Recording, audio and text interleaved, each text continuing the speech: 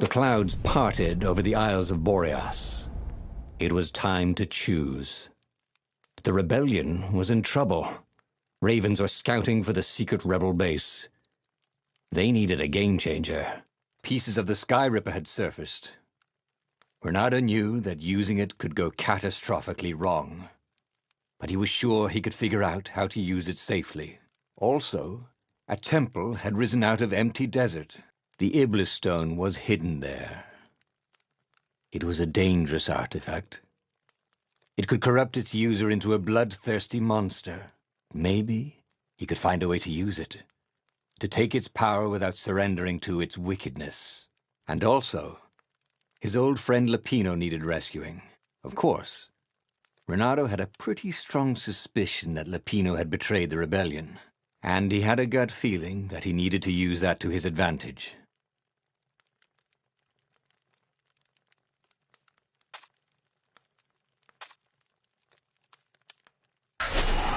The island was windswept desert. No one went there except ostriches and ostrich hunters. The Iblis Stone. It would whisper promises in his ear, offer him power for blood. But this time, Renato was sure he could master it. And so, Renato went ostrich hunting.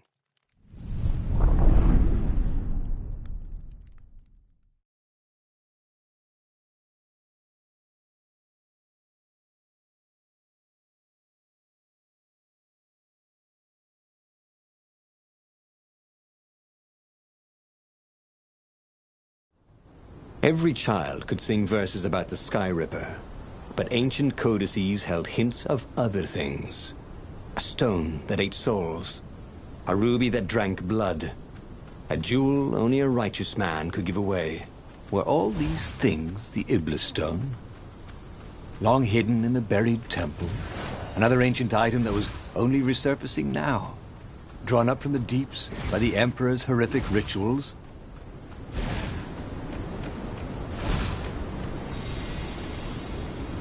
What was he doing here?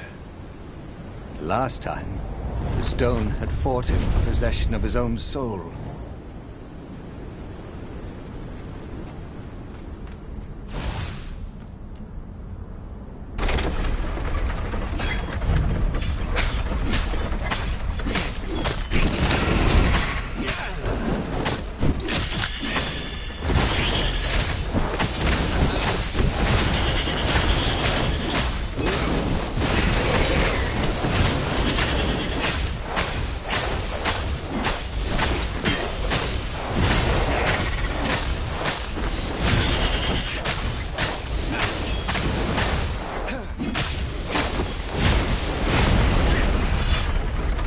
Ravens were already here, cawing in frustration. They were still searching for a way in. Good. Then he hadn't come too late.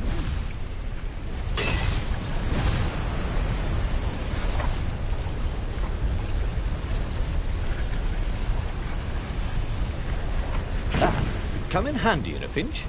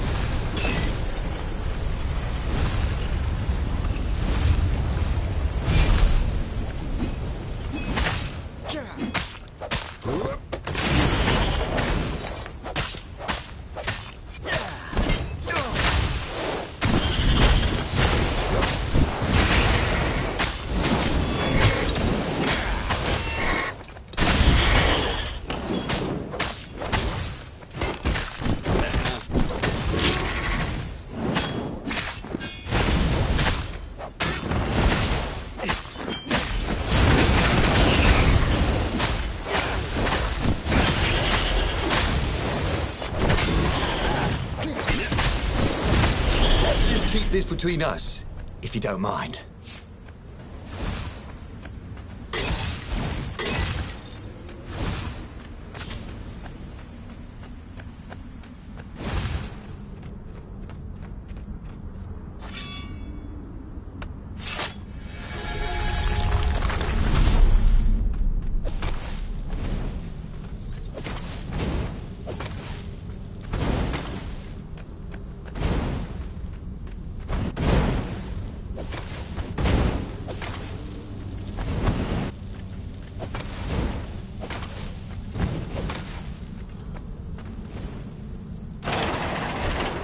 There had to be some way to use the Iblis Stone.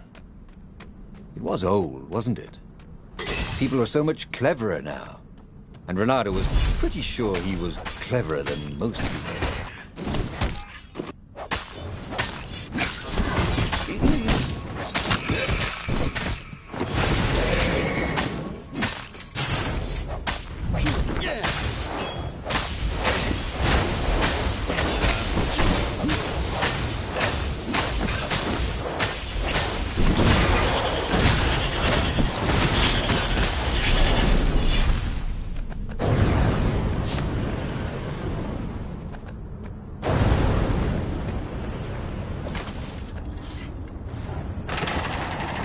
The Ravens at least could not get past this point. Obviously, the temple builders knew how to deal with tomb raiders.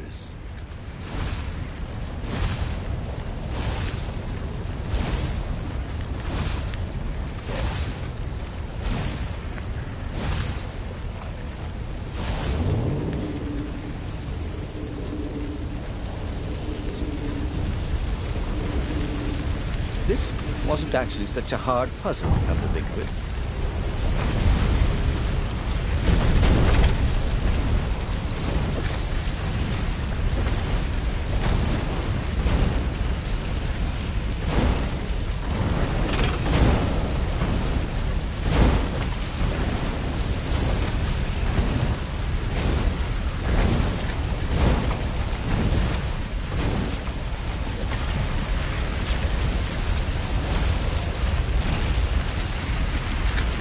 It was a stone of the purest blackness. It reflected no light, like a void made solid. Nervous, he picked it up. I can make you mighty. Who said that? Give me blood. It was the stone. Eager, thirsty. Kill the Emperor's daughter.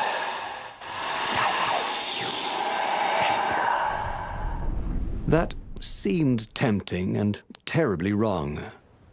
Zenobia was the Emperor's greatest general and a potent witch. But they had been close once. And he had a sneaking suspicion the gem would try to control him. Why not capture the core of Sky Ripper instead?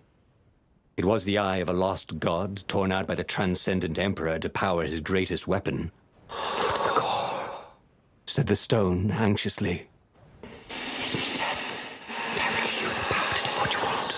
But even though Renato knew how evil the gem was, he had a clever plan for dealing with it.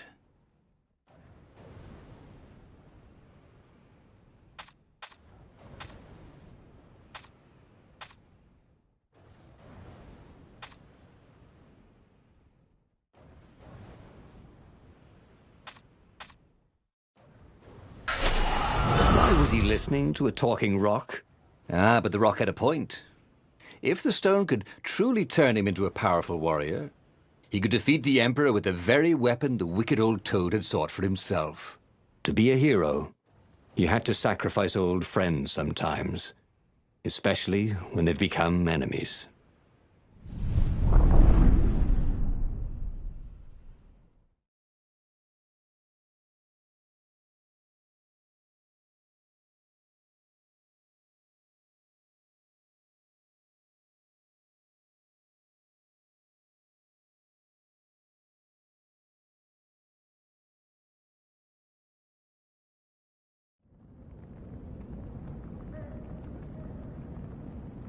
As he placed the impossibly black crystal in his gauntlet, Renato had a sudden vision.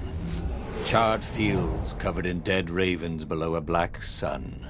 Was it the time of the lost gods before the transcendent Emperor? Was it the future? Feed souls, it whispered. Take the power.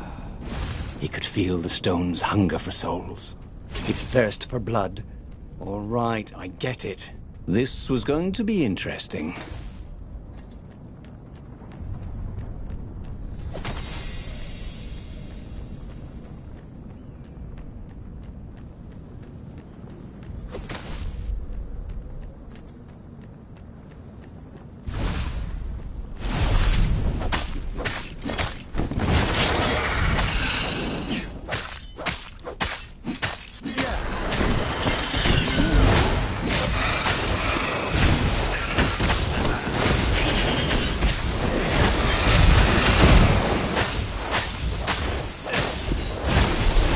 The ravens on Zenobia's island were no match for Reynardo. They screamed as the stones sucked out their souls. And with each death, he felt stronger. Take the power, the stone told him.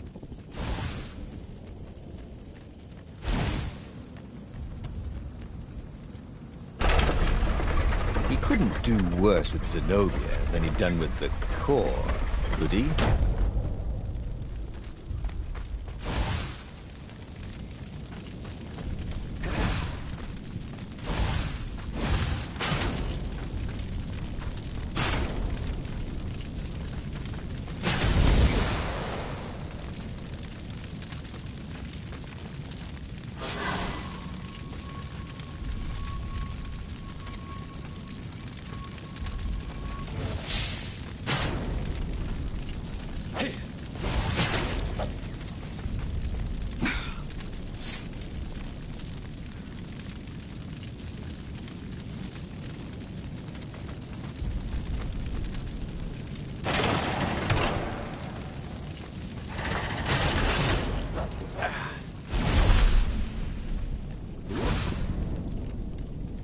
Zenobia was waiting for Reynardo.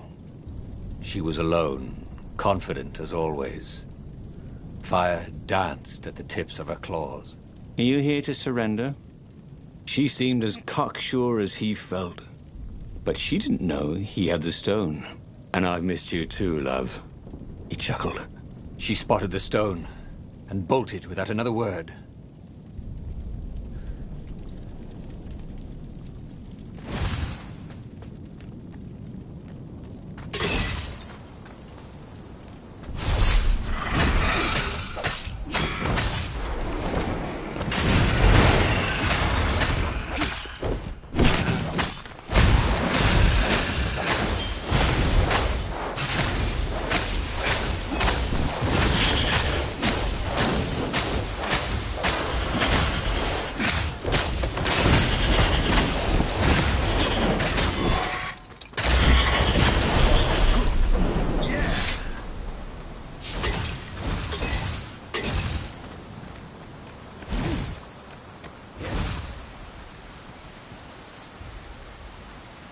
Finally, Reynardo caught up to her.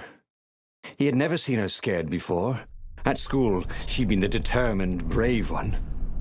Now her eyes were wide, frightened. He didn't like seeing her this way.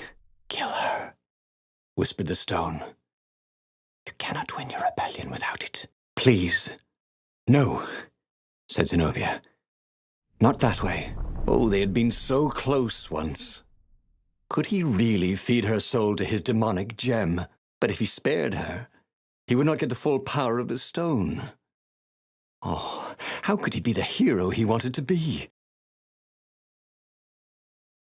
With a flick of his wrist, he slashed Zenobia's throat. Her eyes widened even more.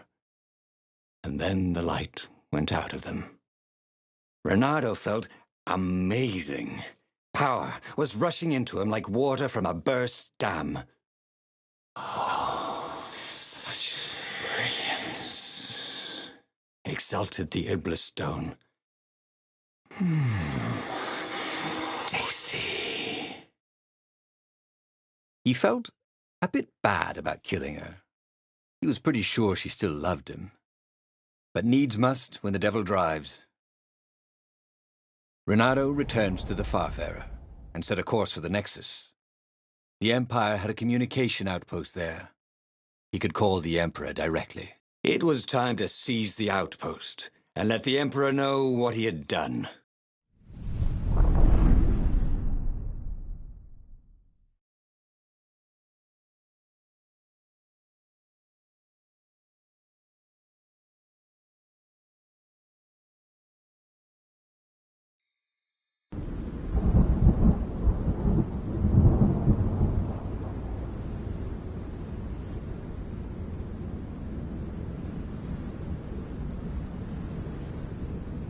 The Nexus was beautiful.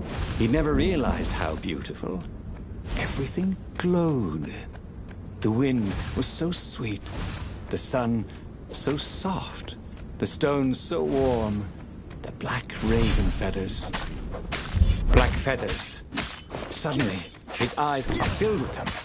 He's falling through smoke, under a dead sun. The voice calls him home. Is this a vision? Whose? Is this the time of the lost gods? Or the future? No matter. What mattered now was killing his way to the Imperial outpost and challenging the Emperor from there.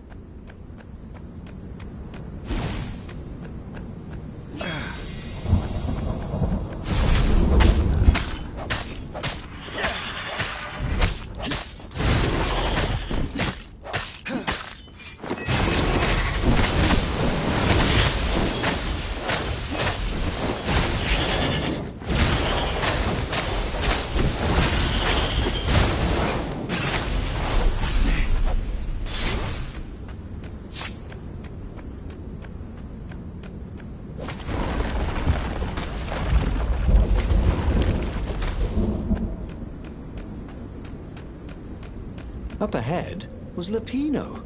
What was he doing here? Bernardo! Hey, buddy! Hey there, old buddy! Please don't kill me! Why would I kill you?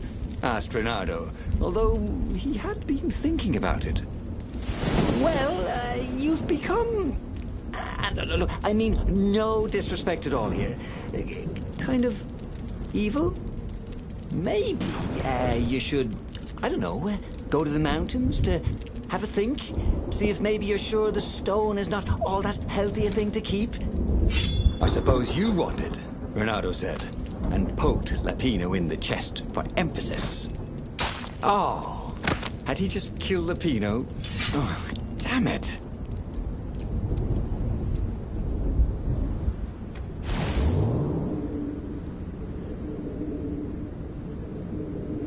He'd go to the outpost, use their far speaker, tell the Emperor what he'd done, and then he'd go to the secret rebel base, let them know he was ready to lead them to victory.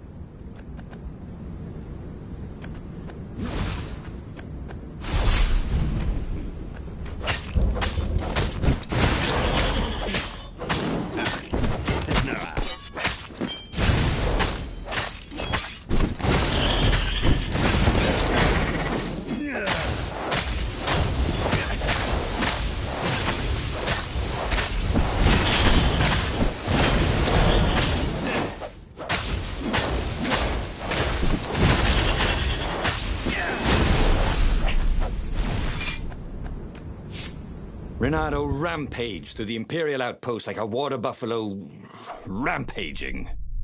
At the last moment, he remembered not to kill the far speaker toad. After all, he wanted a word with the Emperor. But there was only silence. Ha ha! The Emperor was scared, like little girl. Well, he would gather the rebel army and slaughter the Imperial fleet.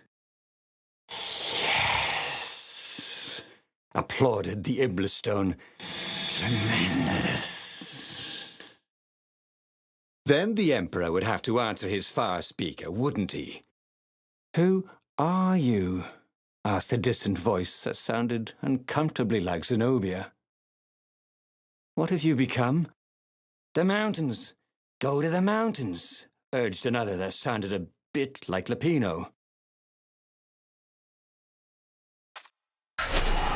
Renato called the rebel council to let them know to gather their forces. Then he killed the far speaker toad.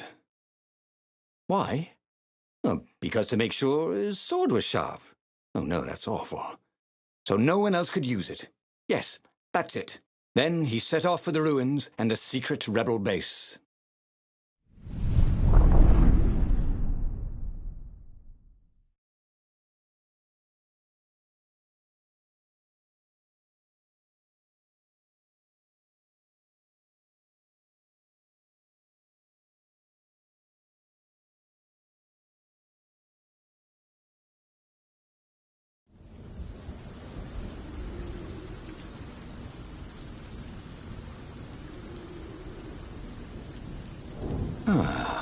The ruins were crawling with ravens.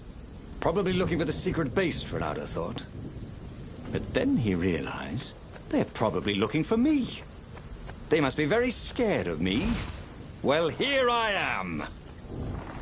You honest warrior. Whispered the Iblis Stone. And he had to agree with it, for once. Who was as good as Bernardo?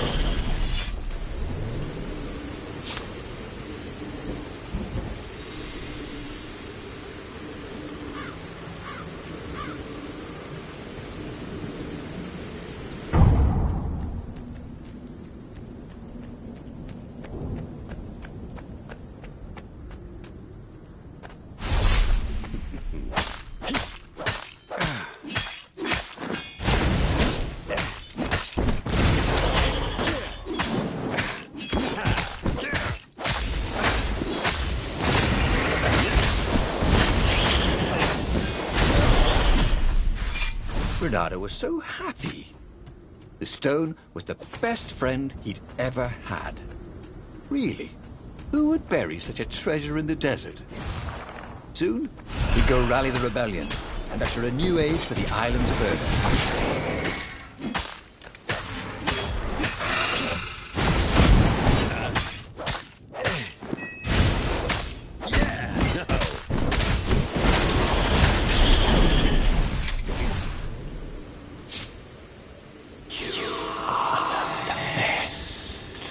Urged the stone. Let me make you Emperor. Come to think of it, Ronaldo thought as he put down another raven, why shouldn't I be Emperor? How did anybody get to be Emperor anyway? By making war. Not counting the transcendent Emperor, obviously, who had banished the lost gods and started time. Yes, he should be Emperor. He would make a great Emperor. Right, Stone?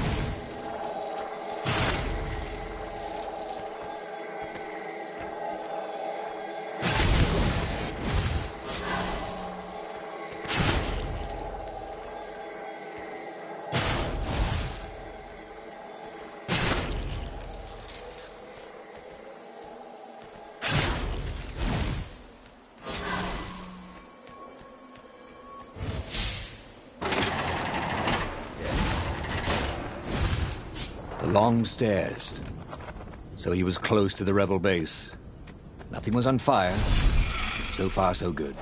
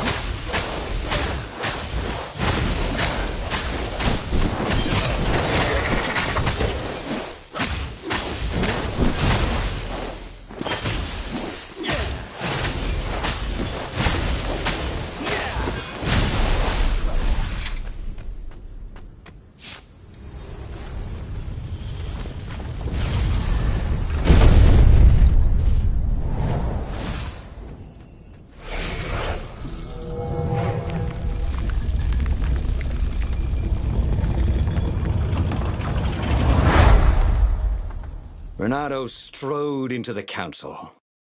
Let's do this thing. Let's make me Emperor. They looked confused and nervous. Ah, had he mentioned the Emperor thing? He'd meant to bring that up later. I mean, let's go win this rebellion. He waved his sword around encouragingly. They ran. Cowards. He'd stop them. He cut down a few to inspire the others. But soon, there was no one to cut down. Well then, he'd have to attack the fleet alone. More for me, he said, unless it was the stone that said it. Traitors. Traitors, all of them. They'd run rather than following him, rather than cheering him. What should he do to the cowards? Anything he wanted to. After all, he was a true hero, the best warrior there ever was. No one could stop him now. But first, finish him. The Emperor, that is.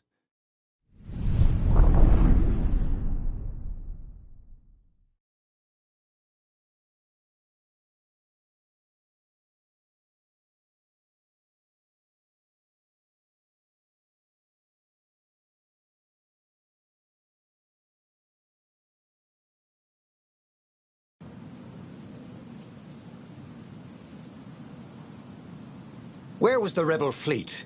They weren't even trying an assault. They were going to miss a day in history.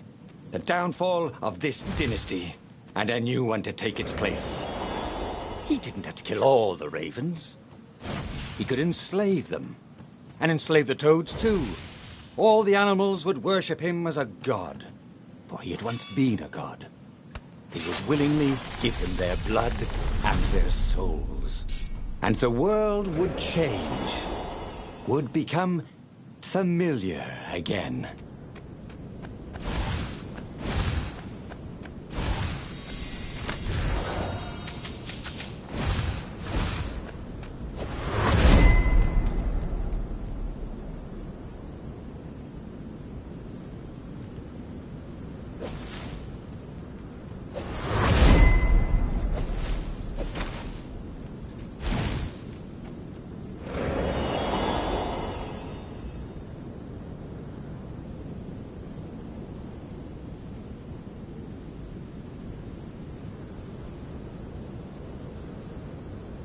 Renato was glowing with dark power.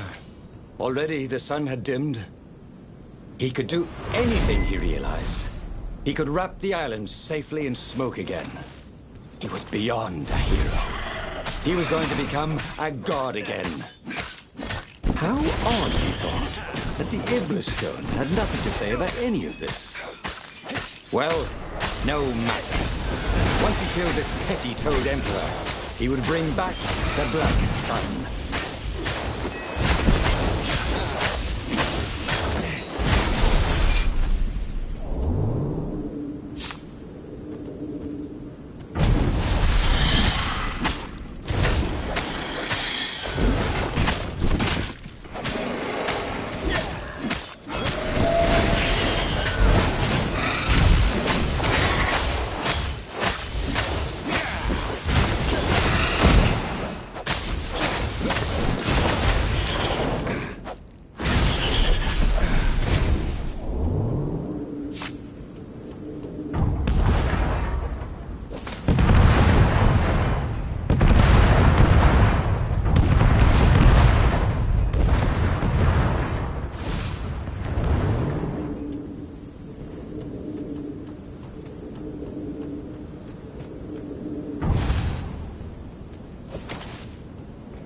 Soon he'd confront the Emperor.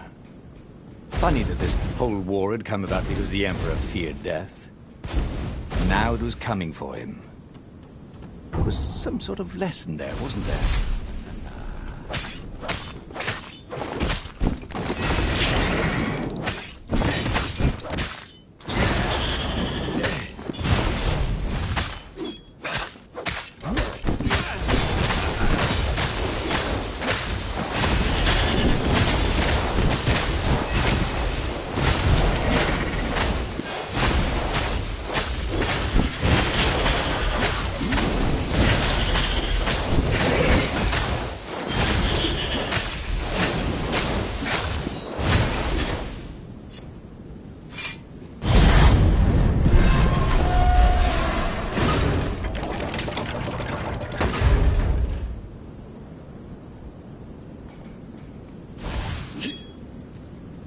He found the Emperor and the Council huddling by his ship, plotting.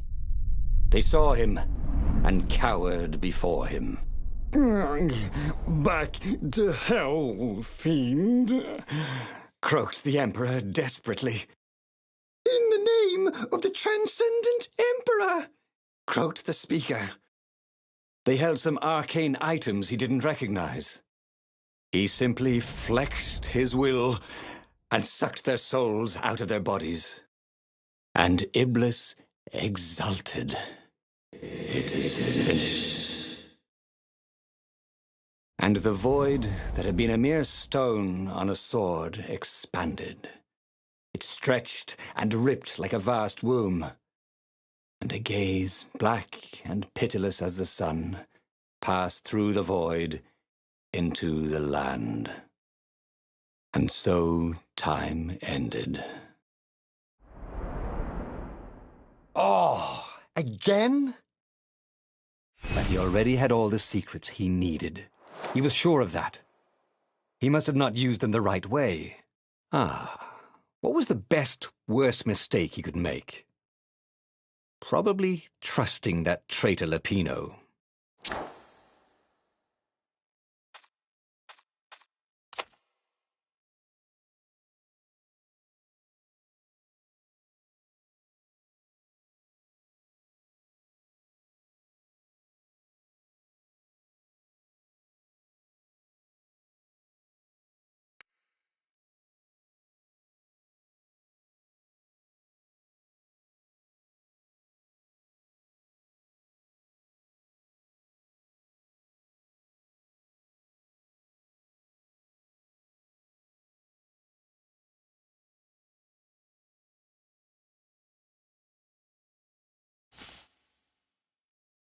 The book's pages fluttered to the beginning once again, faster than before, and he fell.